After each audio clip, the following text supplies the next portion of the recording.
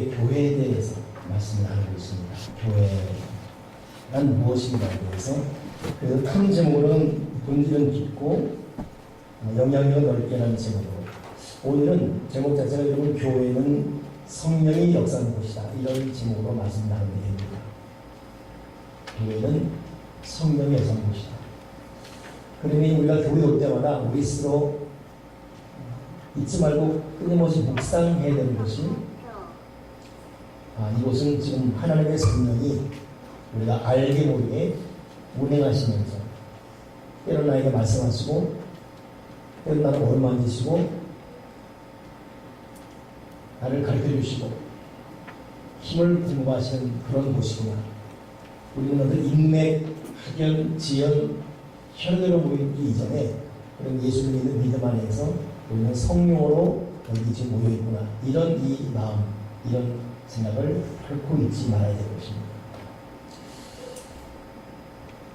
성령이 역사하는 것. 오늘 여러분 읽은 이 본문 보게 되면 왜 이 교회가 성령이 역사하는 곳이라는 것에 주목하게 되냐면, 교회 시작 자체가 성령이었습니다. 교회는 성령에 의해서 세워졌습니다. 물론 그 이전에도 교회가 있었어요. 예수님 당시에 시나고그를 해서 회당이라는 것이 있었습니다. 거기에 사람들이 모였어요. 말씀을 듣고 율법을 나눴습니다. 또 구약에 가서는 성전, 성막이 있었어요. 역시 교회 형태는 있었습니다. 그러나 진짜 교회는 구약의 성막, 신약의 회당 넘어서 바로 이 읽은 사도행전 2장, 이때부터 교회가 시작됩니다. 요 차이가 뭐냐면 성령이었습니다. 성령이 임하고 안 하고가 진짜 교회냐 아니냐를 가름짓는 하나의 기준점입니다. 그래서 여러분 예수 믿으면서 잊지 말아야 될 본문이 뭐냐면 사도행전 2장, 바로 이거예요. 여기서부터 교회가 시작되었다. 그래서 교회는 성령이 출발점이고 앞으로도 성령이 충만한 곳이 되어야지만 하나님의 교회에서 올바른 일을 할 수 있습니다.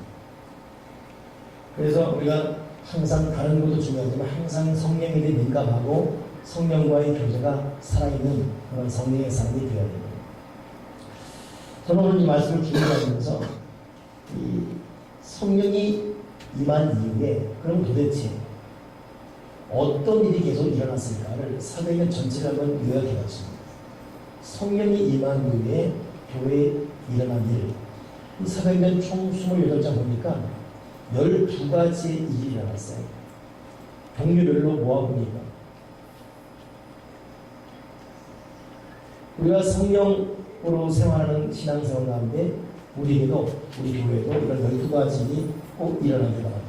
첫째 일이 뭐냐면 성령이 임하자마자 이들에게는 변화죠. 공동체의 변화가 일어났습니다. 오늘 하루부터 급하고 강한 바람 같은 소리가 있었다고 했죠. 각 무리에 임하니까 사람들이 성령의 충만을 받아서 방언으로 말하기 시작했다고 했어요. 이들의 말이 달라졌습니다. 뿐만 아니라 그 사도행전 2장 밑으로 내려가게 되면 사도의 가르침을 받아 서로 교제하고 떡을 떼고 기도하기 힘쓰고 다른 사람의 필요를 위해서 자기의 부름을 받아서 나눠주고 다른 사람의 필요를 채워주고 기쁨과 순전한 마음으로 음식을 먹고 하나님을 찬미하는 공동체 분위기가 달라져 버려요. 성령이 임하자마자 말이 달라지고 공동체 분위기가 달라지고, 이것이 성령이 임하자마자 임하게 첫째 징후입니다. 여러분, 성령이 임할 때 나타나는 징후는 우리의 말이 달라집니다. 말투가 달라지고 말 표현이 달라지고 평소와 다르게 내 말로 사람이 치료받고 내 말로 사람이 힘을 받게 되고 말 한마디에 서로 의지가 되게 되고 신뢰가 형성되어지고, 하나님의 성령이 역사할 때 여러 일 중에 타치하시는 그 첫째 부분이 심령 변화와 함께 말을 변화시키는 겁니다. 그러니 우리가 지금 예수 믿으면서 아직도 내 말투나 말 뜻이나 말 표현이 뭔가 좀 말하는 나도 알면서도 고치지 않고 내가 말한 이후에 상대방의 고독성을 준다면 이건 아직 내가 교회를 교회되게 하신 성령의 사로잡히지 않았구나라는 스스로의 경각심을 좀 가져야 됩니다. 우리 교회 성인이 충만할 때 공동체 변화, 교우들의 말이 달라집니다. 격려하고 칭찬하고 축복하고 말이 어떻게 나긋나긋하고 참 부드러운지. 그래 예수 잘 믿는 부부는 부부끼리 말하다가 은혜 받아요. 말하다가 서로 세임을 받고 밖에 나가서 스트레스 받고 오다가도 가정 와서는 사랑을 용기 받게 되고 정말 가정은 나의 쉼터다 이런 말이 저절로 나오게 되고 하나님의 성령은 우리 말을 바꿔버립니다. 더 나아가서 공동체의 변화를 가져와요. 그래서 여러분 성령이 충만한 교회 보게 되면 성도 다르고 얼굴도 다르고 다 다른 사람이 모이는데 이 공동체가 만들어내는 분위기가 뭔가 달라요. 사랑이 있고 따스함이 있고 그 교회 들어가면 왠지 미워받게 되고 심정이 스타일과 기질이 달라지고 평소 같으면 안 하는 사람이 교회 와서 그렇게 사역 자세가 달라지고 공동체 변화를 주도하는 건 누굽니까? 성령이십니다.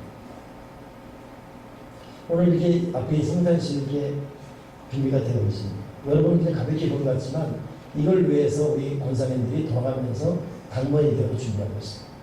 근데 어제는 이걸 감당할 수가 없었습니다. 왜냐하면 연휴잖아요. 그러니까 주일이 있긴 그래서 오늘도 교들이 좀 많이 못 왔고 또 담당자도 못 오고 있다. 그럼 이걸 못하게 되는데 또 이걸 감당할 만한 자기 믿는 분이 또 이걸 했어요. 12시 반까지. 또 그때쯤 또 일단의 여자 무리들은 또 주방에서 뭘 계속 만들고 있어요. 뭐 하나 봤더니 그래도 추석인데 목사님, 전사님 그래도 송편 마시다 보기를 한다고 하고 있는 거예요. 가만히 보니까 식구들 많은 집, 큰 농소, 둘째 농소, 셋째 농소, 넷째 농소, 이렇게 동서들 모인 것 같아요. 그 바람에 저도 12시 반 넘어서 퇴근했거든요. 1시 안에서. 문득, 근데 이것이 이번만이 아니라 여러분 모두가 그렇게 우리 교회를 섬기며 여러분 모두 사역자들이 그렇게 쓸 것 같습니다. 찬양팀이 그랬고 또 교사들이 그랬고 다 그렇게 하고 있어요. 어제 문득 그 생각이 들어요. 만약에 내가 일반 회사 사장이면 난 바로 걸립니다. 근로기준법 위반으로 노동력 착취 12시 반 1시까지 일시킵니다. 난 바로 끌려가죠. 근데 이분들을 내가 돈을 준다고 하겠습니까? 무슨 나랑 무슨 인맥이 있다고 하겠습니까? 오직 하나 하나님 아버지 바라보니 구원받은 백성을 주께서 믿고 막이 사역하기 때문에 시간 들여 피곤을 못 쓰고 마음 들여 때로는 자기 돈 투자하면서 하는 거예요. 이게 왜 그렇죠? 하나님의 성령의 역사는 증거가 그런 것입니다. 이 사람 원래 그렇게 살 사람 아닙니다. 근데도 하나님의 공동체에서 희생을 받아. 그러니 여러분 교회는 인생은 진실을 변화시키고 후련한데요. 신앙생활을 잘하는 분들이 교회 생활하고 살아가면서 변화되는 분들, 제대로 거듭난 사람들은 반드시 친정과를 만나면서 가정에서 변화됩니다. 여기서 이렇게 지금 예수 예배 드리고 이제 여러분 또 친정 만나러 가죠. 거기 가서는 옳게 신호가 되면 안 됩니다. 여전히 권사, 집사, 사역자가 돼야 돼요. 첫째 동서 꼴보기 전 망명서 저거 그러면 안 됩니다. 여전히 하나님의 사람에 대해서 가야 돼요. 성경으로 변화되는 공동체는 어디 있든 이기적이 아닌 이타적 또는 희생적 그러면서 기쁨이 있고 공동의 변화를 몰고 가는 분이 성령님이시다. 여러분 이런 강력한 성령의 역사 즉 공동체 변화시키기 성령의 역사를 통해서 진실 우리가 하나님의 사람임을 모든 사람에게 알게 하는 그런 삶을 살아갑시다. 두 번째 성령의 역사가 임하자마자 불같은 바람같은 성령이 임하자마자 이들이 말이 달라지고 삶이 달라졌죠. 그러면서 나타난 두 번째 역사가 뭐냐면 치유 기적이 일어났습니다. 2장 말고 그 다음 장 3장 넘어가게 되면 베드로와 요한이 성령 올라가는데 안전병이 한 사람이 구원하고 있어요. 이 사람은 평소에 안전병이니까 누가 도와주자면 살 수가 없습니다. 돈을 달라고. 그때 베드로 요한이 내게 은과 금은 없습니다. 그러나 내게 있는 것으로 내게 주노니 일어나 걸으십시오. 고쳐버렸습니다. 베드로 요한은 그게 고칠만한 사람이 안 됩니다. 그러나 하나님의 성령이 임한 순간 그 성령의 능력을 통해서 안전병이를 고치고 돈을 주는 일회성이 아니라 고쳐줌으로 삶을 살아가시는 영혼성을 줬고 있어요. 여러분, 성령의 두 번째 역사는 뭡니까? 치유 기적입니다. 치료라는 것은 여러분, 내 몸의 아픈 부분을 내가 알고 여기를 좀 고쳐주세요. 치료입니다. 치유는 그렇게 아는 부분과 함께 내가 모르는 부분도 포괄적으로 치유해요. 그러니 성령은 치료만 아니라 총체적으로 치유하시는 분이에요. 그러니 오늘 우리가 예배드리면서 성령님은 교회의 역사이기 때문에 우리가 이런 고민, 저런 고통, 이런 갈등, 저런 답답함이 다 왔다 할지라도 성령님은 우리 머리부터 발까지 엑센션으로 정해서 치유하십니다.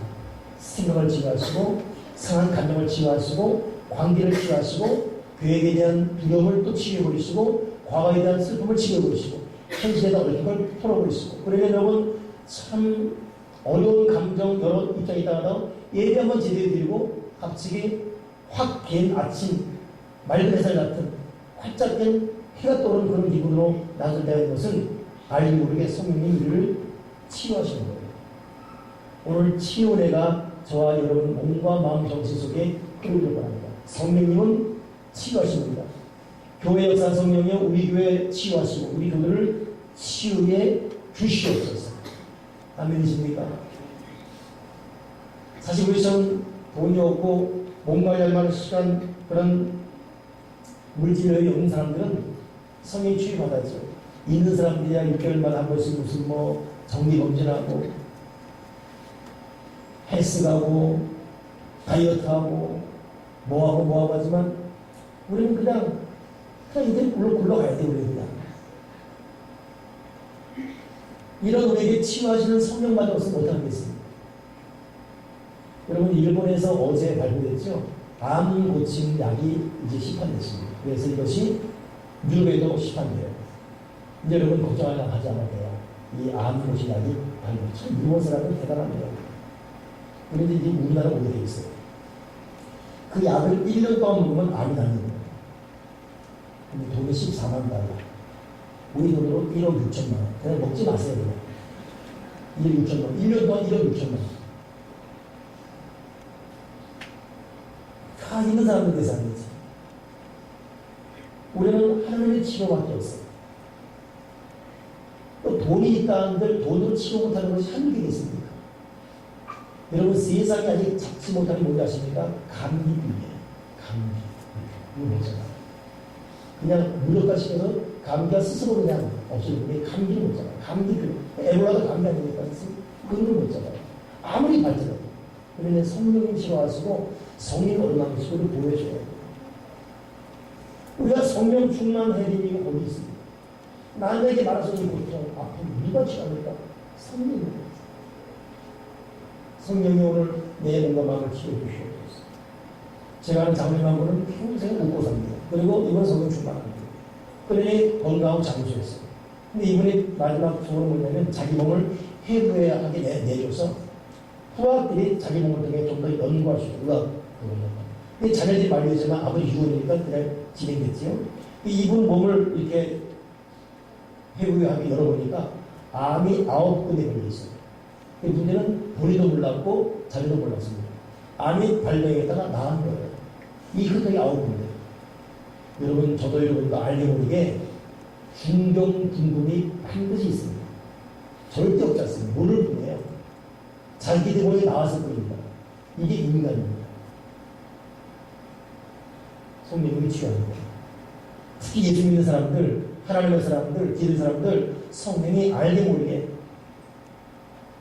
나는 이 문제 때문에 기도했는데 그 기도시키더니 하나님은 다른 곳에 치료를 하고 있어요. 이게 성령이 치유하신 역사 아니십니까? 우리는 그 성령님이 살고 있고 건강하고 있고 보호받고 있고 앞으로도 그 치유의 능력을 맛보게 될 것입니다. 여러분 성령 도움받으며 치유의 은혜를 마음껏 누릴 수 있는 저와 여러분들이 바랍니다. 이 성령을 통해 치유의 역사가 강하게 나타나면 자기만이 아니라 남에게도 영향이 있습니다. 특히 이렇게 명절 맞으실 때는 우리가 성령 충만해서 치유하시는 성령님이 내 머리보다 발끝까지 역사해야 되는 이유가 이런 사람은 안 믿는 부모 형제 만나도 믿지 않는 친척 동서 형제 만나도 그들에게 영향을 있어요. 가끔씩 그런 걸 들어봅니다.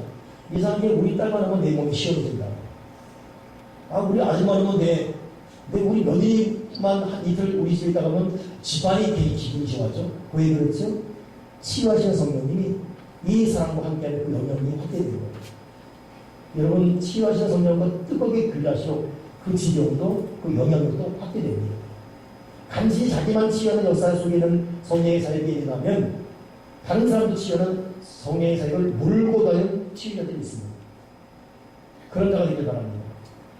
도리어 여러분 만난 사람들이 제만 원래 높아지고 제가만은 그렇게 지금 뭐가 일이 안 된다. 그러면 안 됩니다. 대단한 곳에 치유사역이 일어나야 돼요. 오늘 여러분 누구 만나러 갑니까? 어느 집에 갑니까? 오늘 여러분 때문에 그 가정이 웃음이 있고 기쁨이 있고 치유가 흘러가고 있다고 합니다. 여러분이 더 머물기를 바라고 있고 여러분 가게에 또 여러분 만나면 기다림이 있어지는 그런 만남. 이게 성령님이 치유하시는 분이기 때문입니다. 세 번째로는 성령이 임할 때, 첫째는 공동체가 변화됐어요. 두 번째는 치유적이었습니다. 세 번째는 담대함입니다. 담대함. 성령은 우리에게 담대함을 주는 거예요. 2장이 공동체 변화했다면 3장은 치유였어요. 4장은 뭐냐면 담대함. 베드로가 복음을 증거하니까 이들이 와서 너 한 번만 더 예수 믿으면 말을 나야. 널 감옥 가야 되겠다. 그때 베드로가 중요합니다. 하나님 앞에서 너희 말 듣는 것이 하나님 말씀 듣는 것보다 옳은가 너희가 판단하라. 우리는 보고 듣는 것을 말하지 아니할 수 없다. 그리고 여전히 복음을 증거했어요. 이것 때문에 감옥 갑니다. 개인적으로 복음을 증거합니다. 베드로가 누구죠? 여자 아이 하나가 너 나사렛 사람이다. 너 예수의 제자이다 말할 때 아니라고 부인했어요. 무서워서. 이때 주님과 눈이 마주치면서 그 주님의 눈먼 앞에 무너지면서 자기의 비겁함 때문에 째짱 때문에 가슴집을 통보한 사람이 베드로 아닙니까? 그 비겁쟁이가 세상에 너 한 번만 더 예수 말하면 너 감옥 간다. 이런 속에도 가더라도 가더라. 내가 하나님 말씀 증거하는데 무슨 상관이냐? 나는 보고 들은 것을 잘하지 않을 수 없다. 이 담대함 성령이 주는 거예요. 우리는 미래에 대한 두려움이 있습니다. 현실에 대해 자신도 없고 과거에 대한 우려가 있고 이 두려움. 그래서 여러분 마귀가 잘 쓰는 날이 두 가지. 낙심과 두려움입니다. 낙심을 주는 두려움을 주는 그러면 자동 괜찮아요. 근데 성령님은 이 두려움을 물리치고 담대함을 줍니다. 담대함이 얼마나 중요합니까? 지금 저들 여러분도 정신 바짝 차리고 담대하게 다시 우리의 미래를 향해 선포하며 나간다면 그 담대한 모습 앞에 절반의 승리는 갖고 시작하는 거예요. 성령은 우리에게 담대함을 줍니다. 그 썬다싱이라는 인도의 성자가 있습니다. 이 사람이 인도의 대단한 선교사지요. 이 사람이 하도 복음을 증거 잘하니까 당시 그 인도의 그 힌두교도들을 더 썬다싱을 죽이자고 했어요. 그래야 그 두목이 썬다싱을 잡았는데 그냥 죽이기는 그냥 너무 허무한 거예요. 잔인하게 죽이자 그래가지고 이교도들을 죽이는 지옥 운문이라는 깊은 곳에 이 썬다싱을 집어넣어요. 거기는 죽은 사람을 한 달 뒤에 생각하지 않던 거예요. 왜냐면 백골 썩은 그 해골 백골들이 있고 죽은 지 얼마 안 된 시체가 있고 한 달 된 시체는 막 물들어져 있고 거기에 있는 거예요. 거기 같이 된 썬다싱이 이 악취를 표현할 수 없는 죽을 정도로 숨을 겨우 쉴 정도로 자다가 가서 뭐가 물컹거리면 썩은 송장 이 살갗 물컹거리는 모습 그대로 속에서 거기서 오줌 싸고 똥 싸야 되고 밥도 물도 못 먹고 그러나 복음을 증거하다가 갇힌 거에 대해 노력하지 않습니다. 하나님 감사합니다. 내가 그래도 복음을 증거하다가 영광스러운 핍박당함을 감사합니다. 근데 갑자기 그 맨 꼭대기 그 깊은 기억의 우물 뚜껑문이 열리면서 밧줄이 하나 들어오는 거예요. 이걸 잡아라 그래요. 뭐 잡았더니 그걸 끌어올려요. 왼 청년이 끌어올려요. 그 청년이 가버렸어요. 고맙다고 인사도 못했습니다. 가버렸어요. 그 밤에 올라와서 달빛을 보는데 얼마나 이 썬다싱 마음이 기뻤겠습니까? 하나님 감사합니다. 이런 또 기적을 주시고 그리고 해가 뜨자마자 또 복음을 증거하러 가는 거예요. 그러니 그 힌두교 두목이 보니까 이 돌아다니는 이놈을 누가 끌어내냐고 다시 또 잡혀버렸습니다. 잡아내고 있는데 누가 끌어내냐고. 근데 그 열쇠는 하나밖에 없습니다. 하나는 자기가 차고 있어요. 보니까 자기한테 있는 거예요. 얼마나 소름 끼치고 들고 있습니다. 하나밖에 없는 열쇠. 내 홀이는 이건 그대로인데 누가 문을 여는 거예요. 이거 썬다스는 보통 사람의 그런 프로그램이라고 보십니다. 저는 그 내용 읽으면서 뭐 천사가 꺼내준 것도 중요하고 그 두목이 놀래서 겁먹은 것도 중요하지만 그 죽을 것 같은 그 시체가 뒹굴고 시체가 뭉그러진 거기서 꺼내줘서 죽을 목숨을 살렸으면 일단 어디가 가야 되잖아요. 나가다 바로 그냥 의정부나 동수로 갈 것 같아요. 근데 그날로 또 복음을 증거하는 거예요. 바로 또 복음을 증거하는 거예요. 이 담대야. 썬다스. 누가 이 힘을 줍니까? 누가 이 담력을 줍니까? 성령이십니다. 여러분, 우리는 무엇이 들었습니까? 사람입니까? 미래입니까? 현실입니까? 어떤 계획입니까? 두렵습니까? 하나님이 주시는 의와 희락과 평강이에요. 하나님의 나라는 평강이에요. 담대하라, 내가 세상을 이겼다 그랬습니다. 두려워할 때 베드로는 바닷물에 빠져나갔습니다. 그러나 주님을 보며 담대할 때 그는 다시 물 위를 걸을 수가 있었어요. 모세를 이은 여호수아에게 하나님이 군대를 준비하라, 무기를 준비하라, 지략을 짜라, 지략을 짜라, 뭐 이렇게 말하지 않았습니다. 마음을 강하려고 담대하라. 극히 담대하라. 마음을 강하게 하고 담대하라. 내가 내게 명한 것이 아니냐. 마음을 강하게 하고 담대하라. 이 마음 누가 주는 것입니까? 성령이십니다. 성령님은 우리에게 담대함 주는 거예요. 자신감 주는 것입니다. 담대한 거예요. 그러니 여러분, 저와 여러분, 성령님은 공동체 변화를 주고 성령님은 우리의 몸과 마음, 정신을 치료하고 나만이 아니라 나 때문에 다른 사람도 치료받게 만들어버리고 성령님은 나에게 담대함 주는 거예요. 12가지 중에 3가지 했어요. 계속 가면 여러분은 집에 못 가죠. 여기까지만 하면서 다음 것은 가기도 하겠습니다. 그렇기 때문에 여러분, 항상 성령 의지에서 우리 인생의 변화를, 공동체 변화가 교회만이 아니라 여러분 가져다 말씀합니다. 성령 주만을 가지고는 분위기 달라요. 여러분, 자녀도 이거 해 저거 해라 그런다고 자녀가 변하지 않아요. 부모가 하나님 앞에 바로 서게 되면 자녀는 부모의 영성 앞에 무릎 꿇게 되어 있습니다. 아멘이십니까?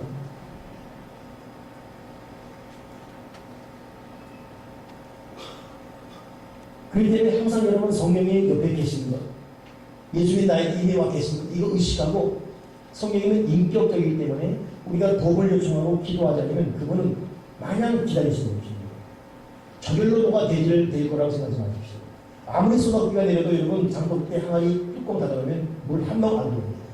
이제는 훈련해야 돼요. 습관해야 됩니다. 스스로 익혀가야 돼요. 성령님 함께심을 믿습니다. 나를 도와주시고 나와 동행하실 것을. 교회의 본질은 성령인데 우리 교회를 성령으로 교회가 교회되게 하시고 나 역시 그런 성령의 사람들에게 도와 주여 주시는 것을. 반드시 그분은 구체적으로 실감나게 역사를 합니다. 저도 어제 말씀 준비하면서 하면서 저의 삶을 돌아보니까 정말 기도할 때는 성령님이 즉각적으로 실감나게 역사한 적이 있어요. 그걸 실제적이에요. 인도는 여러분 예수 전하다가 죽는 경우가 허다합니다. 관광이 손안대도 전하는 자들은 은대 쓰게 오신 거예요. 미국 선교사 부부가 인도에 복음을 집어러 갔다가 위험한 지역을 통과하게 됐습니다. 그런데 거기는 머물 때마다 빨리 가야 돼요. 근데 빨리 가야 되는데 하필이면 차가 펑크난 거예요. 하필이면 그 중앙에 딱 서게 되네요. 꽁따오시고 죽었다. 이때 선교사가 분명히 죽더라도 건너지 맙시다. 감대합시다. 죽음은 천국이고 만약 살면 복음입니다. 그 세상에 동서남에서 죽일 칼로 오는 거예요. 이들은 그냥 참사잖아요. 요즘 미국 기지 기자들 참수시고 목자라고 하셨으면 칼로 오는 거예요. 눈 감읍시다라고 기도합시다. 근데 갑자기 웅성대 소리가 쳐들더니 다들 가버리는 게 낫습니다. 올라가 쓸어내리고 차를 간신히 붙여서 거기 빠져나왔습니다. 이때 이들을 기다리는 거예요. 그들에게 적자고 이들에게 동역자인 인도 사람이 와가지고 야, 이거 하나님의 기적이다. 들어보니까 이 도망간 사람들이 저기 웬 16명이 저들을 둘러싸고 있어가지고 지금 16명 때문에 안 되겠다고. 오늘은 작전을 그냥 가지고 가자고. 이 말을 선교사가 아니 우리 둘밖에 없었는데 우리 첫자라는 이 동역자가 널 요즘 어디 갔냐? 아니 우리 여덟밖에 없다. 희한하다. 그러고 이제 선교사를 마치고 동부 기록에 있습니다. 기록에서 이런 말 나누니까 이분을 위해 중보 기도하는 동역자 16명. 각자 멀리 떨어진 각자 지역에 살고 있어요. 근데 동일한 비슷한 새벽 시간에 갑자기 이 선교사를 위해 기도해야겠다는 마음이 들어서 그냥 각자 침상에서 각자 쇼파에 일어나는 기도했다. 하나님 오늘 우리 선교사님에게 복을 주시고 그들의 생명과 내 건강 지켜주여 주시옵소서. 바로 그 시간에 이들이 기도하는 성령의 역사가 이들을 지킨 천사가 16명의 사람의 그 능력이 그들을 둘러싼 것입니다. 여러분 지금도 성령의 역사는 간구하고 의견자에게 확실하게 분명히 역사하십니다. 성령을 주목하십시오. 그분을 바라봐야 돼요. 그리고 이렇게 정자세로 기도할 때도 있지만 걸어다니면서도 삶을면서 끊임없이 성령님으로도 나를 지키시고 나의 자녀 지키시고 친히 성령께서 앞길을 열어 주여 주시옵소서. 성령 충만한 사람은 사람을 돕기 위해 천사를 부르셔서 천사라는 우리의 각자 분야의 모든 필요를 채우십니다. 이것이 날씨건 이것이 물질이건 이것이 경제건 사람과 만남이건 우리의 계획이건 성령은 돕는 천사를 파송해서 돕는 분입니다. 이걸 주장하시는 분이 교회에 주신 성령이십니다. 주여 우리 교회 성령의사가 더 충만하게 도와주시옵소서. 이 성령의 역사 통해서 우리 교회는 모든 사람이 성령 충만받고 이 성령으로 살아가는 도와주여 주시옵소서. 성령은 교회는 성령이 역사하는 것이고 다른 그 모든 것도 성령 안에서 시작될 때 소통할 수가 있습니다. 모일 때마다 성령을 간구하고 성령으로 살아가신 저와 여러분에게 이번 추석에도 성령과 함께 동행하시는 주님의 이름으로 축원합니다. 기도하겠습니다. 하나님 아버지, 우리가 성령에 주목하게 도와주시고 교회는 성령이 역사하는 곳이라는 게 않고 교회 올 때마다 성령을 간구하고 올 때마다 성령을 선호하고 성령을 바라보는 도와주시옵소서. 우리 교회가 이 성령님의 역사를 통해서 우리 모이는 이 공동체가 날마다 개발되게 하시고 알게 모르게 모든 영광과 영광에게 치유자에게 강물같이 되게 도와주시옵소서. 우리에게 하늘과 땅의 권세를 있는 담담 통해서 세상을 호령하고 마귀를 묶어버리며 형통한 삶을 사도록 성령의 담담으로 우리를 다스려 주옵소서. 진실로 우리 교회가 교회 될수록 성령으로 충만케 도와 주여 주시옵소서. 주 예수 그리스도 이름으로 기도드립니다. 아멘.